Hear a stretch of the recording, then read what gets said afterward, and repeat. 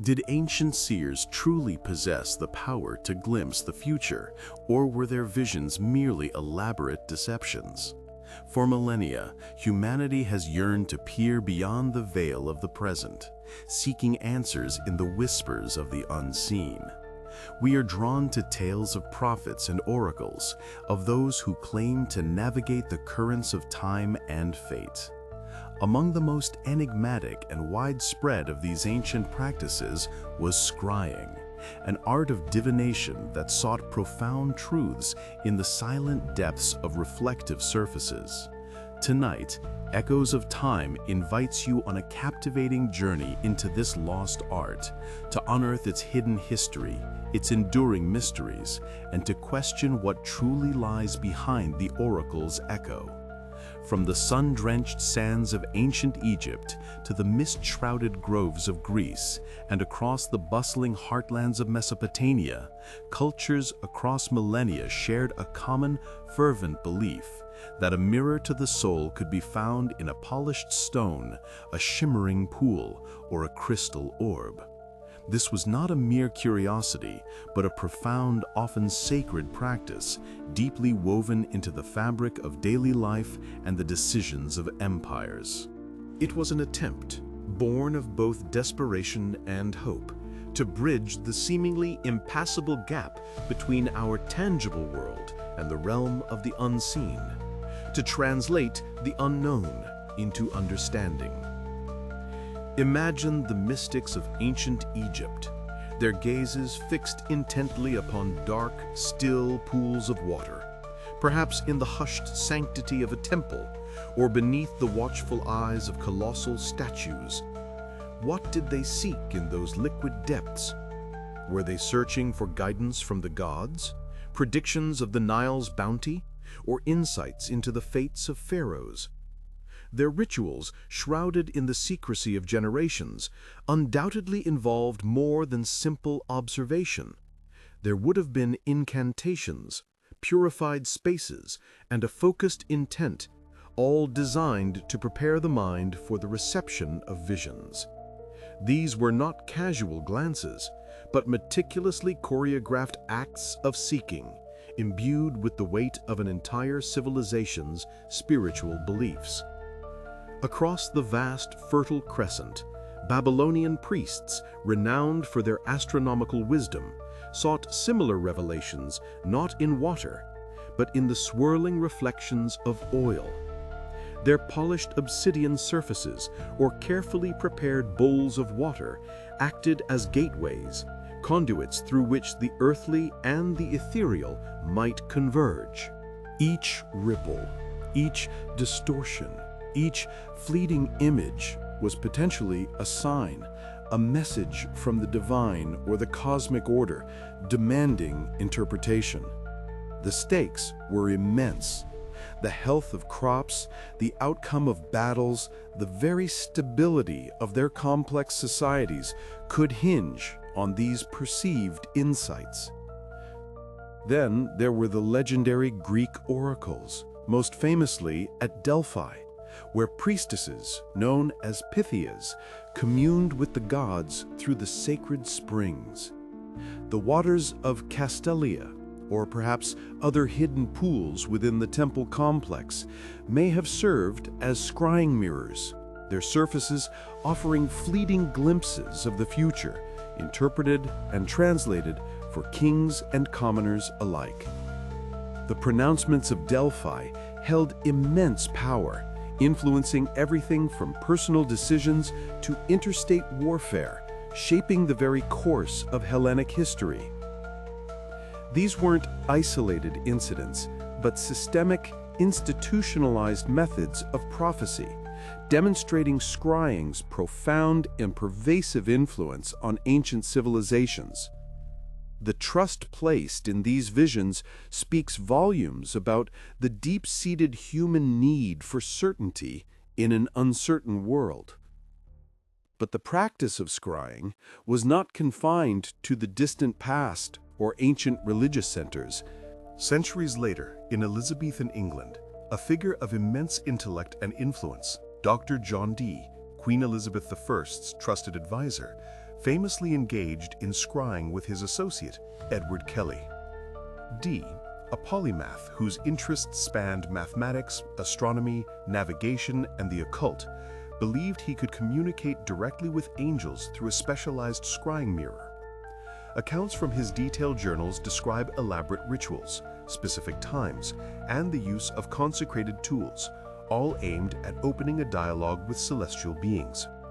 Kelley, acting as the seer, would gaze into the reflective surface, relaying complex messages and visions that Dee meticulously recorded, convinced they held profound truths and divine wisdom intended for the Queen herself. This was not mere parlor trickery. For Dee, it was a rigorous, deeply spiritual and intellectual pursuit central to his understanding of the universe and his service to his monarch. The belief in its efficacy was so absolute that it influenced state policy and Dee's own personal destiny, a testament to the enduring power of scrying even in an age of emerging scientific thought. Across these diverse cultures and epochs, the thread remains consistent, an unwavering belief in the ability to perceive profound truths or future events through these reflective conduits. Specialized tools were crafted, rituals developed, and a deep, ingrained conviction held sway that these practices could offer a window into destiny. Yet, despite its widespread historical practice and the significant impact it had on the lives of countless individuals and entire civilizations, the true methodology and, crucially, the efficacy of ancient scrying remain largely obscured. Modern scholars, often operating from a positivist, materialist paradigm, have largely dismissed scrying as mere superstition, a relic of a less enlightened age. This stark contrast between ancient conviction and modern skepticism forms the core of its enduring mystery. So what truly lies behind the oracle's echo? Was it truly a gateway to other dimensions, a direct line to divine wisdom, or something far more grounded in the human psyche? The debate is as old as the practice itself, and modern inquiry offers several compelling perspectives, each attempting to unravel the enigmatic threads of scrying.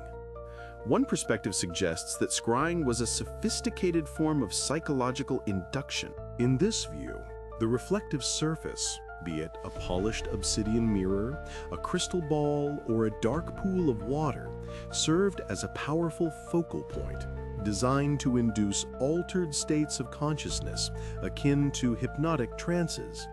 The steady, unfocused gaze into these surfaces, often accompanied by rhythmic breathing or monotonous sounds, could lull the mind into a state where ordinary perceptions receded and the subconscious took prominence. Within this induced state, the phenomenon of pareidolia would come into play. Pareidolia is the psychological tendency to perceive a specific, often meaningful image or pattern in a random or ambiguous visual stimulus, such as seeing faces in clouds or patterns in static. In the context of scrying, the subtle shifts in light, the natural imperfections of the surface, or the fleeting reflections could be interpreted as meaningful images or symbols. The scryer, perhaps unknowingly, would project their own subconscious thoughts, anxieties, hopes, or environmental cues onto these ambiguous patterns, interpreting them as revelations. This theory posits that the power lay not in the surface itself, but in the trained mind of the scryer, capable of accessing and externalizing hidden information from their own internal landscape, or discerning subtle data from their immediate surroundings. It suggests scrying was a precursor to modern psychological techniques, a sophisticated method of self-exploration or subconscious data processing, disguised in mystical language.